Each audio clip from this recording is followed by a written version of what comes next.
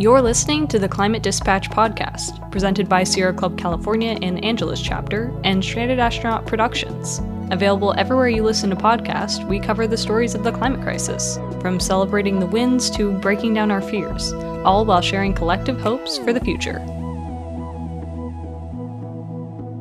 I'm Taya Jeanette, and today we're talking all things CEQA, a backbone of environmental law or the culprit of a growing housing crisis.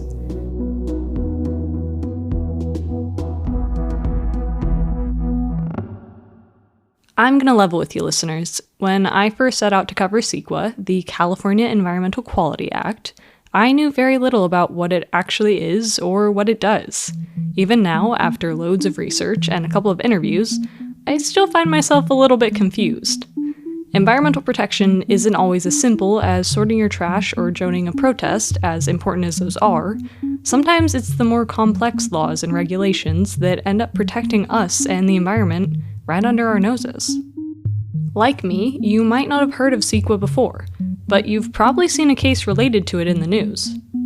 Over the last few years, CEQA has been the center point of an ongoing argument around UC Berkeley's need for student housing and the use of the historical People's Park to construct it.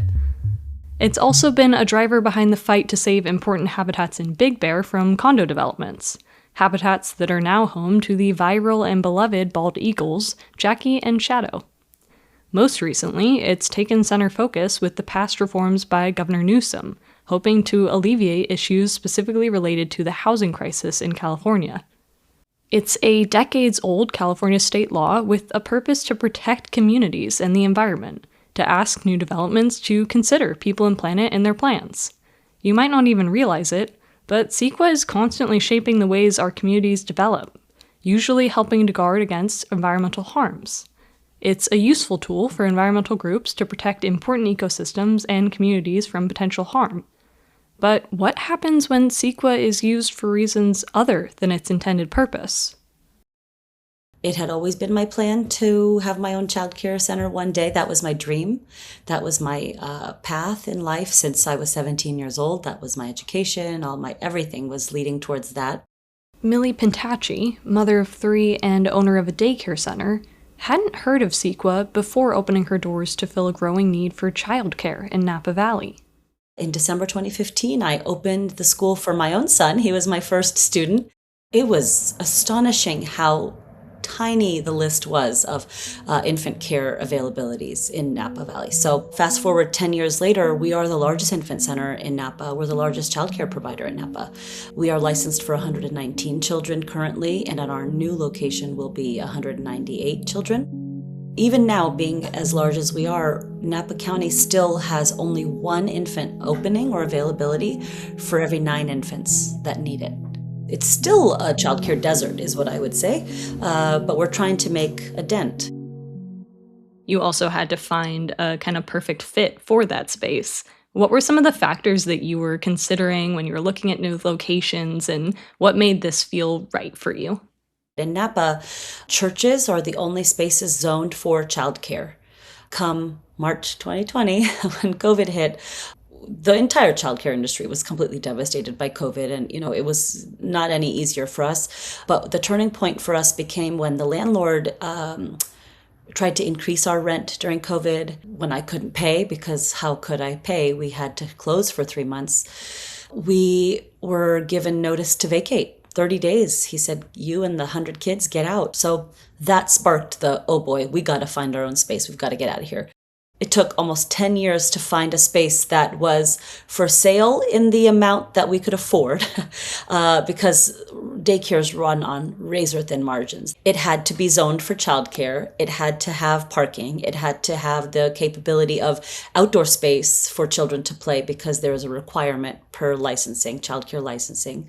The stars aligned and it finally happened. And we went to the city and we got our use permit, and it was good to go. It was truly something. It took years to get to that point. So you found your perfect spot, and it looks like it's going to work out. You're getting support from the city, you're getting grants, and then there's some unexpected hurdles. What were the challenges that you were, running into at that point? We were met with opposition by 4 neighbors. They came out, they riled up the neighbors with them in the neighborhood. It's a beautiful neighborhood in Napa. It's in the hills. It's an affluent neighborhood, older population who've lived there for a while, and primarily Caucasian. They were approaching me and my staff, asking where we're even from, if we even speak English. It was very ugly. They spoke against us and spread a lot of rumors about how we would be bringing down their property values if we moved into their neighborhood, and how they didn't want to hear the sounds of children when they opened their windows. They just wanted to hear the birds singing. We were still unanimously approved at planning for the use permit, and about 12 days later, the neighbors appealed the ruling, and we had to then escalate it to a city council hearing for the appeal. They came out again in the appeal hearings a month later, and yeah, they fought us, and the use permit was unanimously upheld and unanimously denied the appeal. So, at that point I thought, okay, that was horrible, that was hard, it shouldn't have been personal, yet it became personal. That's where CEQA came into play. The lawsuit was launched by these same neighbors on the basis of traffic and fire safety concerns. I had the fire chief, the fire marshal, everybody come out to tell us before the use permit hearing, is this a safe space? Is this going to be safe for children? I don't want to be the owner and operator of a school for tiny babies that is in a fire risk zone. Why on earth would I do that? I had a $22,000 traffic study done to prove at the use permit hearing that traffic would not be an issue, and those were the results, that there would be a minimal impact to the neighborhood. Maybe one car extra that didn't used to, one extra car driving by their house every 2 minutes. Very minimal impact. There is no, environmental risk here for this space. Still, the CEQA review continued. Their goal was to bankrupt the school, my current location, my school, to bankrupt us so that we couldn't move to the new location. That was their goal. There are single moms in Napa who depend on scholarships from me. At this point, we've given about $850,000 in over 10 years in scholarships to low-income families, mostly single moms who really just need that support so they can work and provide for their children. So I told them, you're going to devastate my scholarship fund. You're going to devastate this school that serves the community. And they did it anyways. Millie isn't alone. CEQA has become notorious for popping up in news stories just like this. When you see that CEQA is being used to stop childcare centers, affordable housing, food banks, and even hospitals, it's easy to think of the act as a villain. The narrative is being crafted actively, and both sides of the argument are quite polarized. On one end, some blame CEQA as the reason for the housing crisis. On the other, some claim it as a way to build housing better, and as the most pivotal law of environmental protection that we have at our fingertips. But for a vast majority, it's not really something they even think about. Prior to the lawsuit, were you familiar at all with the California Environmental Quality Act or CEQA? Had you ever heard of it? No. It was only put on my radar when the city of Napa told us that they needed to file something regarding CEQA. It was a very standard form, they said, after the hearings. No, I had not heard of it. I didn't realize it could be used as a weapon like that. So let's take a step back. What does CEQA actually do? And how did we get here? Often cited as a pillar of environmental protection, CEQA's gained a bad reputation over the years. Where has it succeeded? Where has it failed? And what are the misconceptions? Can it be a tool for environmental justice? Should it be? Welcome to the completely non-controversial world of CEQA. That's Jacob Evans, Senior Policy Strategist at Sierra Club, California, and CEQA advocate. CEQA stands for the California Environmental Quality Act. It was signed into law in 1970 by then Governor Ronald Reagan, at a time when Californians and Americans were starting to ask questions and be concerned about the impacts of projects that came from the post-war boom. The California Environmental Quality Act's purpose is to give communities a voice in an endless development pipeline. It's seen as a keystone environmental law, and one of the most important tools environmental groups have to protect communities and valuable ecosystems. But before there was a CEQA, there was a NEPA, the National Environmental Protection Act. Environmentalists in the capital world often refer to CEQA as having teeth when NEPA doesn't. For a core reason for that is that CEQA requires projects to mitigate the harms to the environment and NEPA doesn't. But at the same time, the federal government enacted NEPA, the National Environmental Policy Act, which is a parallel but less powerful permitting law for a couple of reasons. And CEQA applies to most public and private projects in California, development projects, and requires state and local agencies to analyze how a project will impact the environment that it's sited in. This means analysis on impacts on the soil, impacts on the air quality, impacts on even noise pollution. It's a great public planning tool that allows agencies to coordinate amongst themselves to create good projects. So if a project is found to impact soil health in a bad way, to impact water quality in a bad way, developers have to respond to that and mitigate the harms as much as they can. In the late 1960s, environmental conservation was a popular position, even bipartisanly. The highly publicized Santa Barbara oil spill heightened concerns around environmental regulation, Rachel Carson's book Silent Spring struck a chord with readers, and Sierra Club's membership grew exponentially. Environmental protection was becoming a clear priority for voters, and therefore for politicians. In comes NEPA, proposed by Senator Henry Scoop Jackson, a way to require federal agencies to create environmental impact reports and consider potential negative impacts for any major construction projects. Jackson shared his reasons for launching the campaign to establish NEPA, stating, "We see increasing evidence of this inadequacy all around us. Haphazard urban and suburban growth, crowding, congestion, the loss of valuable open spaces, critical air and water pollution problems, continuing soil erosion, the degradation of unique ecosystems, needless deforestation, the decline and extinction of fish and wildlife species, faltering and poorly designed transportation systems, and an increasingly ugly landscape cluttered with billboards, power lines, and junkyards." Sound familiar?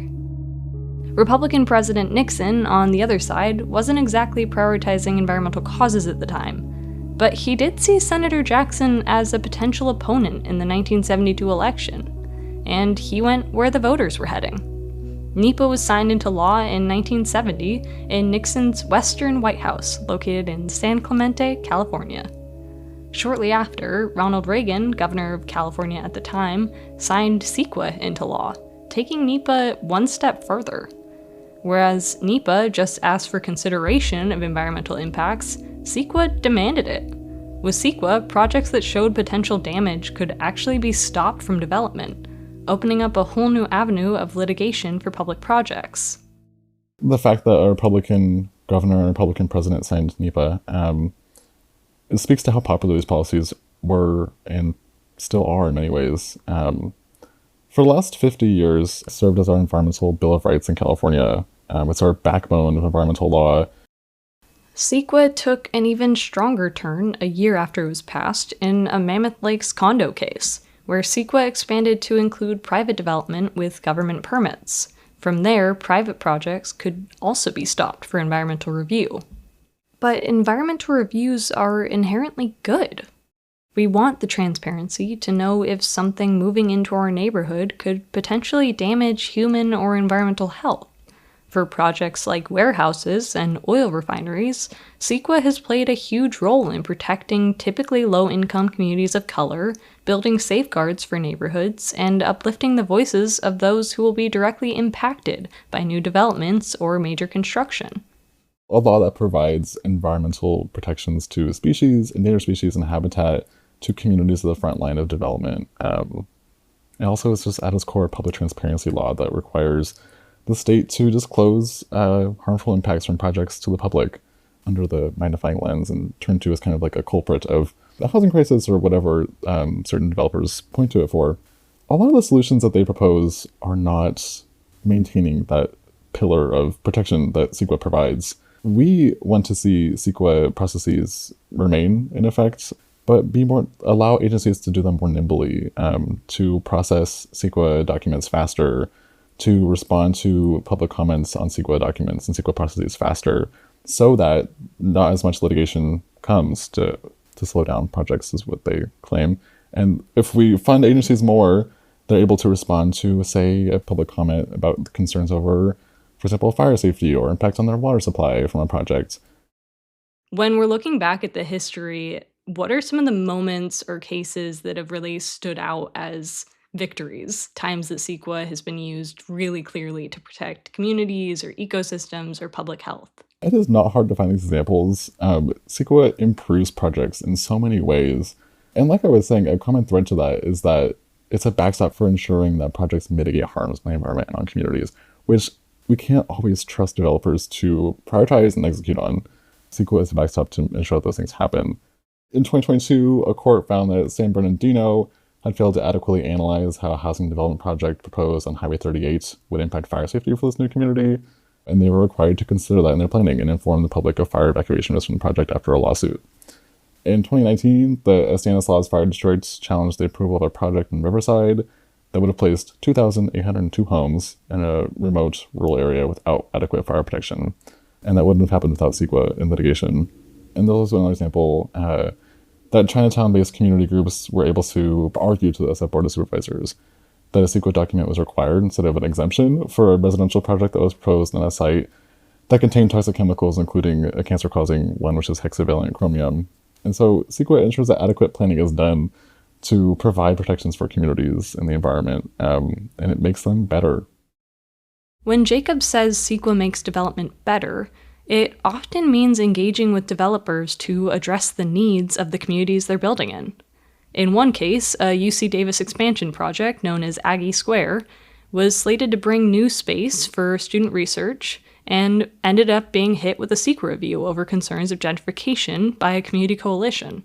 The lawsuit didn't stop the development, but it did ask the developers to include affordable housing units and create new job opportunities for local residents. Aggie Square opened in May of 2025 with a promise of greater community engagement than it started with. In another case, a community group used CEQA to protest a proposed Amazon warehouse expansion in South Fresno, a community already disproportionately impacted by pollution. This resulted in developers adding a community benefit fund as part of the construction plans, taking steps towards air quality monitoring, and even creating a bike and pedestrian safety plan. In more rare cases, CEQA has been used to entirely halt a project. Back in 2008, two well-known environmental advocacy groups, Earth Justice and Communities for a Better Environment, joined forces to challenge Chevron over their expansion of an oil refinery in Richmond. The expansion would have opened the doors for crude oil processing and exposed the residents to even greater health hazards from toxic pollution, let alone the impact on the environment. CEQA opened the doors for the community to fight for their health and the health of the planet by completely stopping this proposed expansion in its tracks.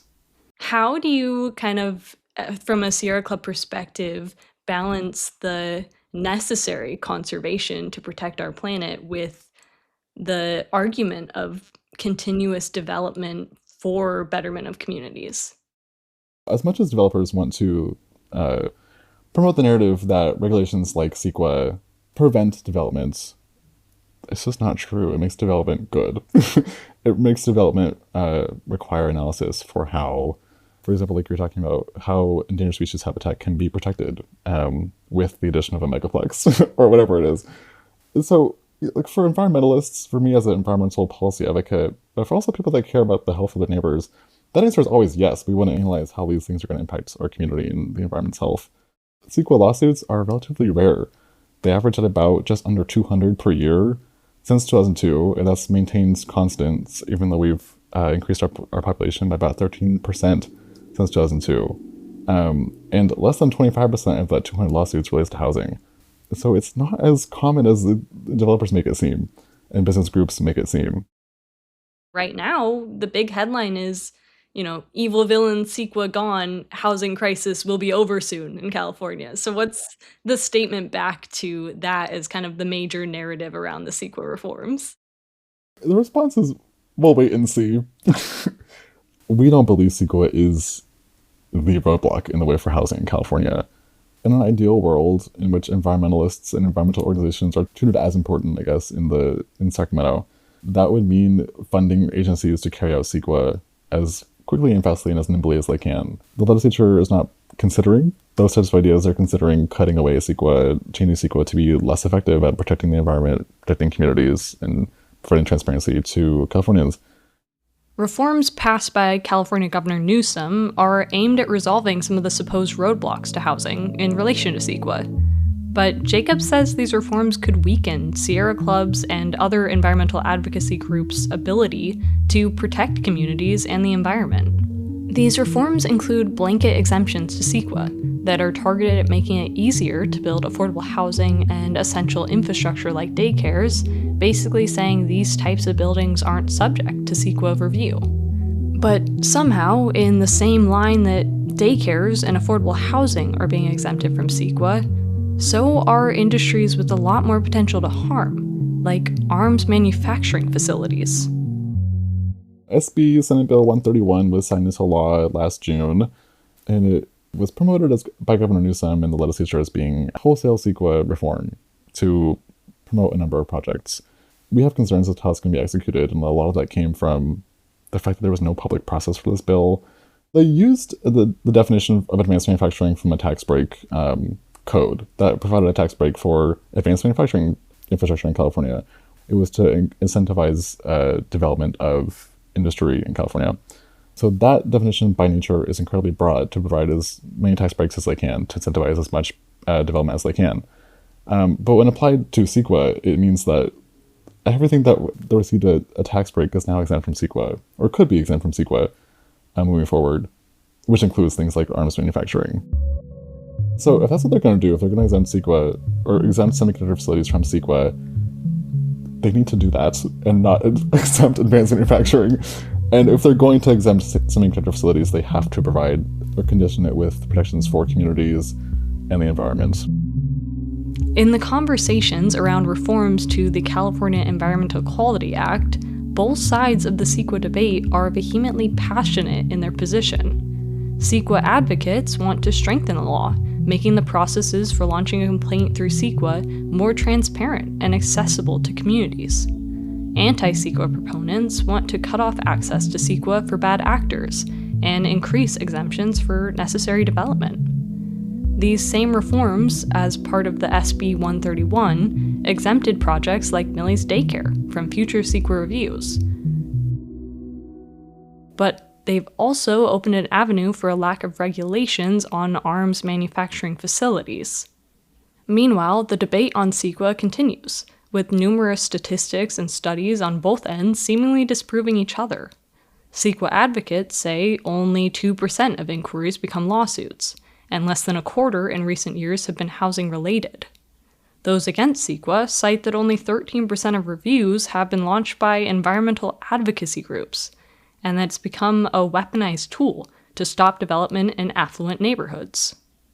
While it might be a smaller percentage of stories like Millie's, they are still very much real stories, with real people impacted by the current uses of CEQA. I thought, how on earth could grown people, grown adults, purposefully launch an attack against small children? They were telling me that small children's laughter, and sometimes tears, because that's life, would be a nuisance to the point where they would rather see me, a mother of 3 young children myself, just go bankrupt.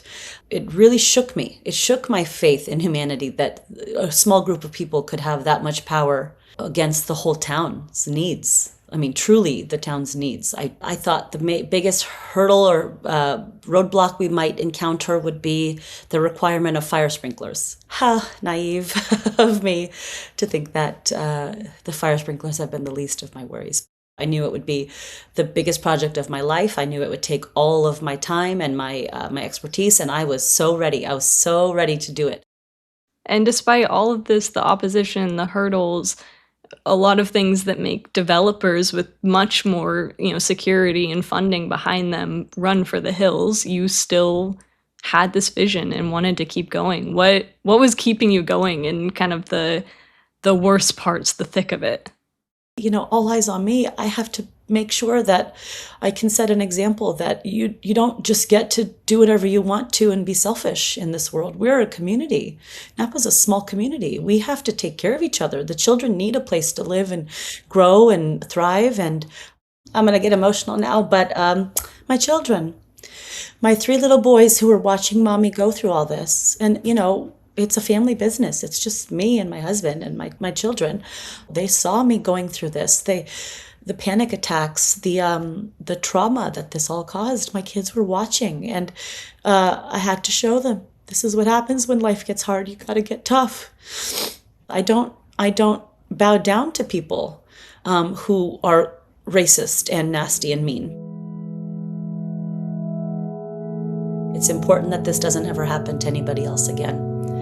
This industry is mostly women of color in the childcare industry, and many women of color, many immigrant women, and we don't have as many resources at our fingertips, and we certainly don't have the deep pockets to be able to fight something like this. I would just like to see CEQA used for the purpose that it was intended in the first place, and I get it. If I was an oil refinery or even a developer, if I was developing apartments on that property, I would expect that the neighbors should care very much about the impact, and I would too if it was me in the neighborhood. But it's not a weapon. I think it shouldn't be used as a weapon. So I'd like to see that change soon.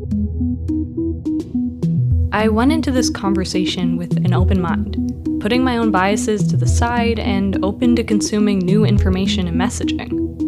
In my deep dive from the environmental advocate's POV, I felt revved up. Barely any CEQA reviews are housing related, barely any of them become lawsuits, and it's even been used to stop fossil fuel development and protect ecosystems that I care for deeply. Then I looked from the housing advocate's POV. Developments were being actively stalled indefinitely by CEQA. Good projects like Millie's daycare were stuck in the crossfire. Wealthy neighbors were actively using the act to kill anything that might tread on their picture-perfect neighborhood. It's easy to get stuck into one point of view, especially in an ever-polarizing and algorithmically defined world. Yet the Newsom reforms are wildly popular, with 74% of voters agreeing with the changes to CEQA, and similar support across party lines and generations. At the same time, 75% of voters support CEQA itself in a 2025 poll.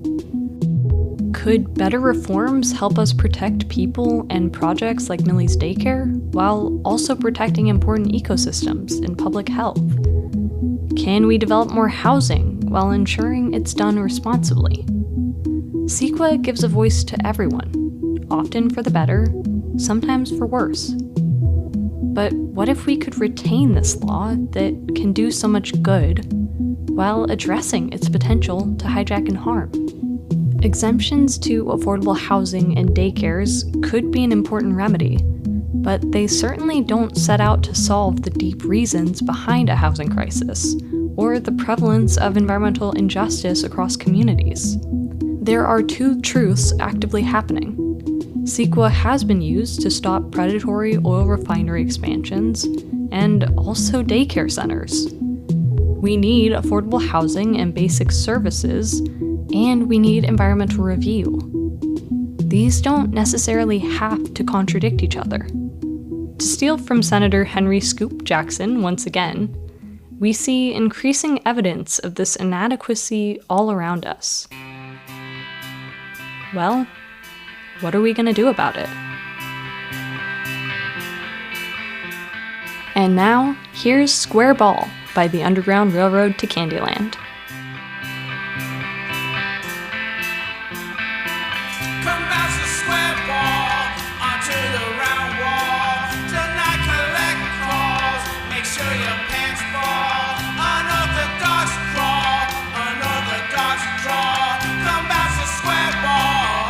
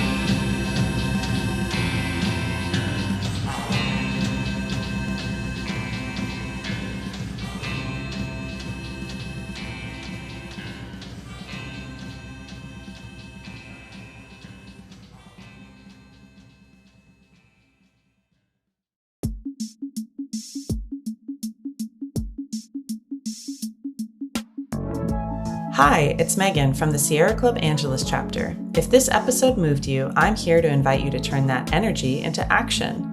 Support our environmental and social justice work today with a donation at sierraclub.org/California.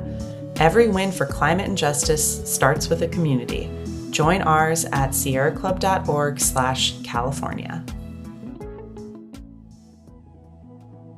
The Climate Dispatch is a podcast by Stranded Astronaut Productions and Sierra Club California and Angeles chapter.